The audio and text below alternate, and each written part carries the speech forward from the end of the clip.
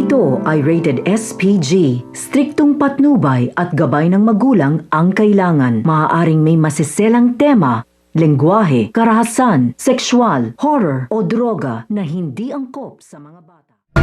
Welcome back mga ka-episode plus at narito mga dapat nating abangan dito nga lang sa FPJ's Batang Quiapo kung saan pinag-utos nga nito ni Agustus sa mga tauhan nga niya natapusan na nga itong sina Primo kaya walaking pasabog nga ang nangyari na posibilidad na tatapos at kikitil sa buhay nga nito nila Primo na posibilidad nga rin na makatakas nga sila bago pa ang malakas na pasabog at magpapatuloy naman nga ang kasiyahan at sorpresang handog nga nito ni Ramon kay Mokang. Kaya naman tuluyan na ngang nahulog na nga ang loob nga nito ni Mokang at patuloy na nga rin nga niyang mamahalin nga ito. Sa kabilang banda naman nga ay aatasan naman nga nito ni Chief Espinas ito nga si Tanggol dahil na nga rin may mangyayaring masama kay Bong na ito na nga ang papalit sa kanya.